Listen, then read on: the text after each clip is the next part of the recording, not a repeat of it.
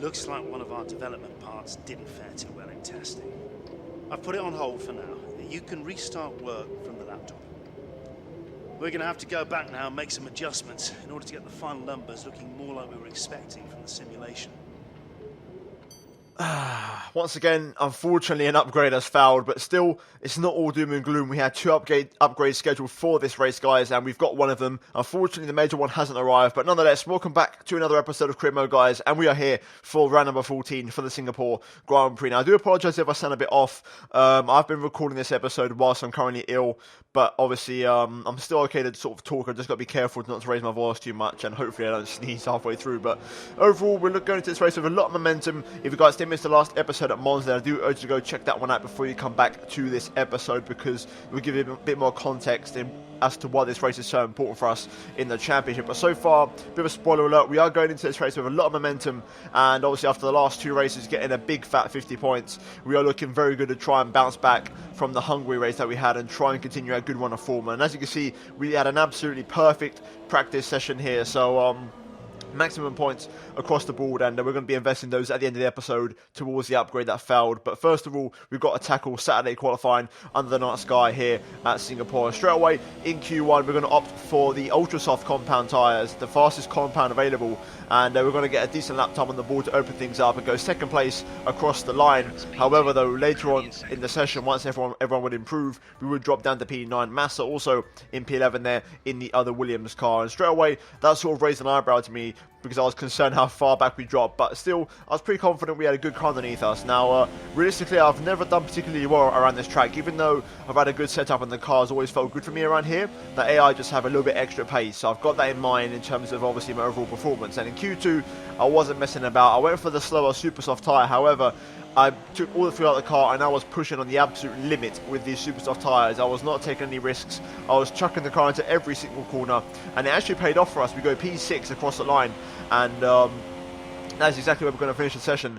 And overall, a very good lap actually on the super softs, to be fair. And that sort of gave me a bit more confidence going to Q3, realising that maybe if I do focus, we can actually pull something out the bag, because Felipe Massa as well got a brilliant 5th place in the other Williams car. So straight away, compared to Q1, the momentum has swung quite a bit, and I was like, okay, maybe we can do something here if we hook up a good lap. So as we jump into Q3, my first attempt was a mistake I made, as you can see, clipping the wall, messing up my turning for the left-hander, and the first attempt is down the drain. However, on our second attempt, we weren't going to mess around. We're going to try and go for a better lap here. So we're going to run a ball for the entirety of the lap and see how it pans out. Straight away into turn 1, down a 4th gear, pick up the apex, use all the track available to you as we go, flinging it right through turn 2 and then into turn number 3. And very important to get good traction out of here on this little short squirt on the throttle into turn number 4, which is a corner where you got to really sort of open it up as much as possible, pick up the throttle as early as you dare on the exit. Then DRS wide open, and pretty much at this point you're just looking for the brake point on the right hand side, which is pretty much the start of the curb, as you can see there, and down the 4th gear, really trying to attack the apex. Don't run too wide as we now go into the next right hander. Use a lot of the curb to really take a nice chunk out of it to really attack it, and then now through the next swooping left hander. Very important to get good traction out of here as we go into this little straight down into this next left hander where we ruined that lap last time. This time though, no problems at all whatsoever. And through the next right hander into the Anderson Bridge, really attacking the curb, lock up on the right front, trying to keep it flat through this section, and then braking hard down a 3rd gear for the hairpin. I get a bit out of shape there, the back end just sort of came around a bit, and I've completely missed the apex for the hairpin, which is disappointing. But now hard on the power down the back straight into turn number 14.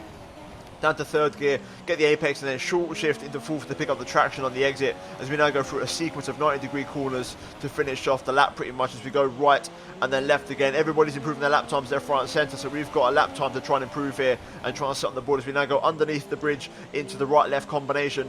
And so far, it's looking very, very good so far. One more right-left to go here, using the curbs and using all of the track as close as you like to the wall on the right hand side, even with a little love tap for good measure, and then throwing the car into the final corner here. Small little lift, DRS now wide open across the line, and the question is, where is the lap going to put us? And it's going to be P5, so not too bad there. Pretty good lap in the grand scheme of things, and overall not too shabby around a track where I've always struggled to qualify particularly well. So P5 isn't too bad, and look at that, 7,000 of a second cover Perez, Verstappen and myself. We actually equalled our lap time with Verstappen there, so if we just found like 8,000 of a second, we could have actually qualified third. So pretty much the Ferraris were untouchable in qualifying. However, we could have definitely had the pace for third place. Massa also gets a very good sixth place. So overall, Williams working well around here, and that gives us great confidence going into the race tomorrow. So that's going to be in the qualifying, and we're now going to move into Sunday for the race. Right, here we are then on the grid for the Singapore Grand Prix. P5 on the grid after a pretty decent qualifying, and realistically, if we can do anything better this race, then I'd be pretty damn happy. I think we can definitely get a podium. I think it's on the cards if we perform to the best of our ability, because if you saw the qualifying gap, you would have noticed that Perez, myself and Verstappen were all split by only 7,000th of a second. So third place is on the cards. The Ferraris are pretty much bulletproof around here and untouchable, so realistically all we can do is aim for third place, and I think unless the Ferraris have an issue or pull out a dodgy strategy, then we're going to lose a few points in the championship this race, I think, to the red cars. But you know, we're not going to let that phase us too much. We're going to try and get on with it here nonetheless and try and have a good race weekend. And in terms of a race strategy, you can see we are going to go for the two-stop. I've sort of altered what the game is recommending to me, and we're going to run two super softs and an ultra. The game wanted me to do super soft, ultra soft, and super soft, so just basically switching those around. And also we've underfueled by 1 lap. The game actually wanted me to underfuel by 2, but I've brought it back a little bit because otherwise I'll have too little fuel to run the rest of the race in. But hopefully we can have a good race here today, and I'm looking forward to it. I'm currently in the process of getting ill, so hopefully my voice doesn't go halfway through this. But let's see how this race goes, and let's jump straight into round number 14 for the Singapore Grand Prix. Right, here we go then. We're going to get ready to the 5 red lights. Lights out and away we go at Singapore, and it's a pretty poor start for the line. Not spectacular by any means. The Ferrari's off to a bit of a shaky start as well as we go into turn 1, trying to find a line here as we get a warning for exceeding the track limits, as Verstappen actually forced me a bit wide there, and he's forcing me wide again. A little bit of contact. So far, so good though. Massa also, very good start from my teammate, holding P6. So overall, the Williams car working here quite nicely, as Massa actually managed to make his car work quite decently in qualifying as well. But let's see how this race pans out right now. So far, I feel confident. The question is, how are we going to be on these tyres? How's the car going to feel? I think we'll be competitive, but we'll have the pace to be faster than Verstappen and Perez. I don't really know. Unfortunately, the Ferraris have held on to their lead, so that's not good. And all I'm hoping for is that Vettel, who has been poor sometimes leading the race, has a bit of poor pace and he can hold up Raikkonen for a little while. DRS is now enabled, and we're pretty close to Verstappen here, so can I maybe try and set myself up for an overtake on the Dutchman? It's going to be hard because our straight line speed is pretty poor, as I'm running very, very high downforce here, so we're going to have to depend on the rich mix and also getting a bit of a better exit than we did just there, because we're going to be pretty much on a level playing field when it comes to straight line speed, like I said, because of the high downforce we have. Or we try and surprise Verstappen and pass him somewhere where you wouldn't normally pass. But so far, car feels very good, I've got to say, on these tyres. I'm very impressed, and we've got some good pace so far. Okay, this time, can we get any closer to Verstappen? This time it's a bit of a better exit. We're a little bit closer. I'm going to go to the rich mix, and here we go. This might be the one.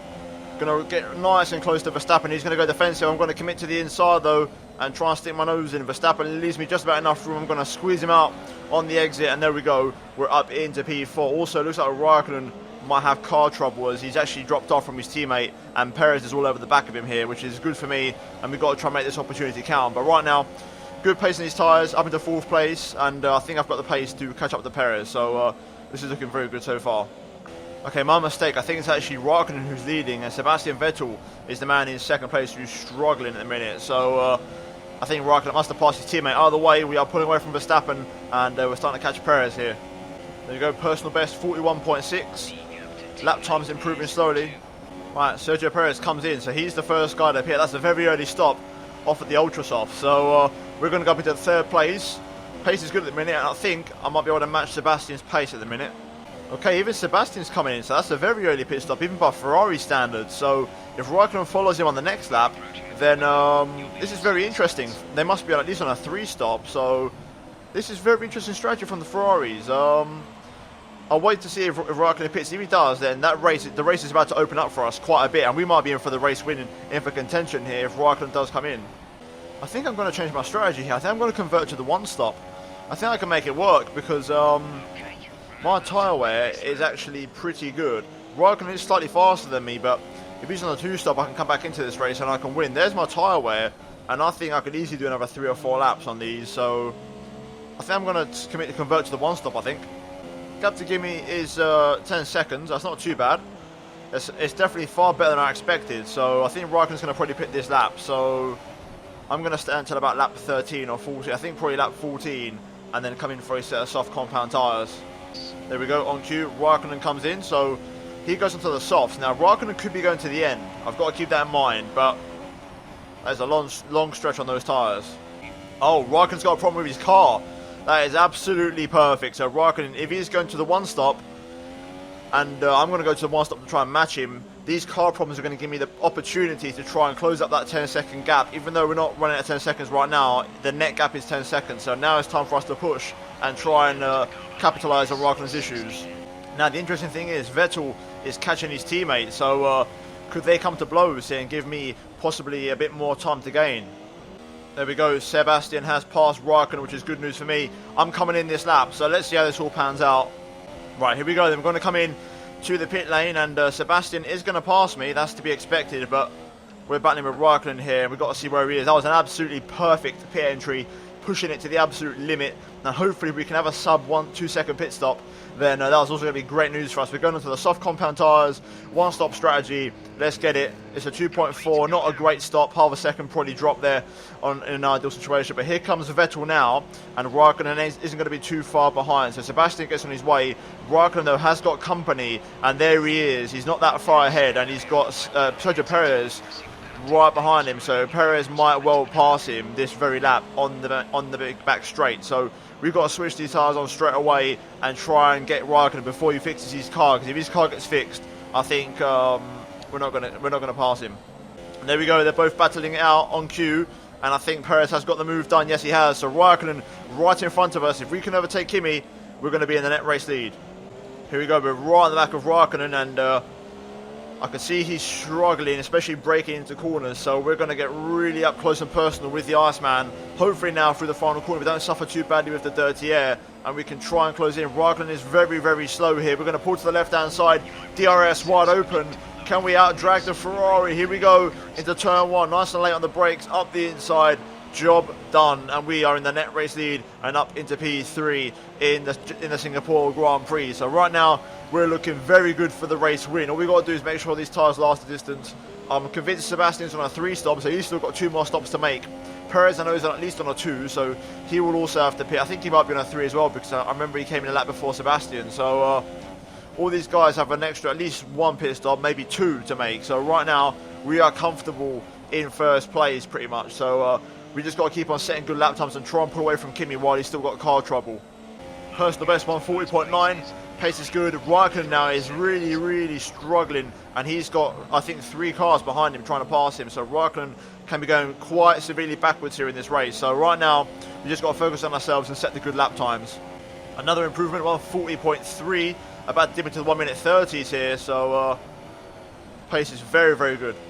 Okay, Sergio Perez comes in, so that's going to promote me up into second place, even though, like I said, I know I'm in the lead of the race here. Sebastian has got a 9.6 second gap, so he could become the next threat, to be honest, if Raikkonen keeps struggling. And if Vettel's pace is good enough, then he can maybe bring himself back into contention for second place and also become my main threat in the longevity of this race. But right now, we are very comfortable. Lap times are nice and consistent, tyres are working nicely for me, and overall it's all looking pretty damn good. So let's just try and set a few consistent lap times and try and bring this car home. Okay, that's pretty damn good. Massa is up at the P3, so honestly, this Williams car is working very well around this track. I'm very surprised, and even Massa's putting a performance together. If he's on a 2-stop, then he could be in this race. Raikkonen has severe issues. He's 23 seconds adrift. He's in 3rd place right now, but I think he's going to start holding up a massive train in a minute because he is really struggling. Okay, Sebastian in the pit lane. He's going to come in, I'm going to guess, for Ultra Soft, so he's going to be my main competitor this race. He's going to rejoin in P2 comfortably, so the question is he going to be that fast to the point where he catches me? I am concerned that he might have some incredible pace, because obviously I'm on second-hand softs and he's on brand new fresh Ultras, and that is a Ferrari after all. So the gap's going to be about 15 to 16 seconds, I reckon. So he's got about 9 whole laps to get that gap down, which is possible, so I've got to be wary of Vettel's threat. Sebastian is on a mission. He's already taken out like a second and a half per sector. The gap is going to be like 10 seconds across the line, so it's less than I thought. So Sebastian is going to be a threat. Oh wow, 37.7. I can't even get to the 30s. That is 2.5 easily faster than me. Vettel is on an absolute mission right now. Sebastian is absolutely flying. My lap times are good. I'm consistent with my lap times, but oh boy, Sebastian is on a mission. Okay, it's time to batten down the hatches. Sebastian Vettel within DRS. It's going to get really fasty now. The championship, I could say, is on the line here. There's 7 points at stake, which are going to be absolutely glorious and like gold dust to me in the championship. So I need to try and beat Sebastian no matter what.